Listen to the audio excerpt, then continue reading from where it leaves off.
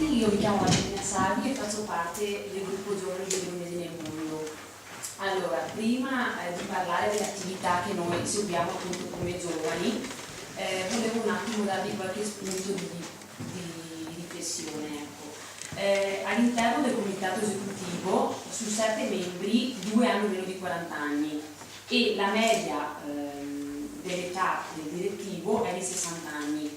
Attualmente la biologia del mondo si sta rinnovando, infatti c'è un giovane trentenne che sta prendendo il ruolo di direttore e questa per noi è una cosa molto importante, in quanto comunque come giovani abbiamo desiderio ovviamente di farci valere e di dire anche la nostra. Chiaramente abbiamo parlato tutta la mattinata della mobilità, del fatto che comunque sempre più giovani vanno all'estero perché non trovano occasioni di lavoro e non hanno neanche stimoli, se vogliamo, di rimanere in Italia.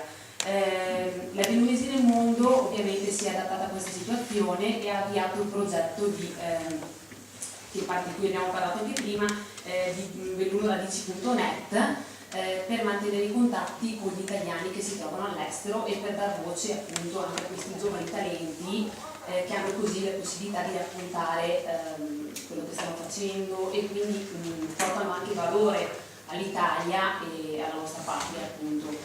Chiaramente il ruolo dei giovani diventa qui fondamentale perché i mezzi di comunicazione ci permettono di superare le difficoltà appunto di mantenere questi contatti con persone che si trovano distanti, quindi i giovani a parere mio sono fondamentali in tutto questo. Detto ciò vorrei anche parlare un attimo delle attività che noi seguiamo che sono importantissime e che ci mettiamo molto impegno anche. L'intervista è a doppia tripla, che è questa intervista che stiamo seguendo già da mesi, dove vogliamo praticamente dar spazio ai migranti, ex migranti e nuovi migranti e alle loro storie.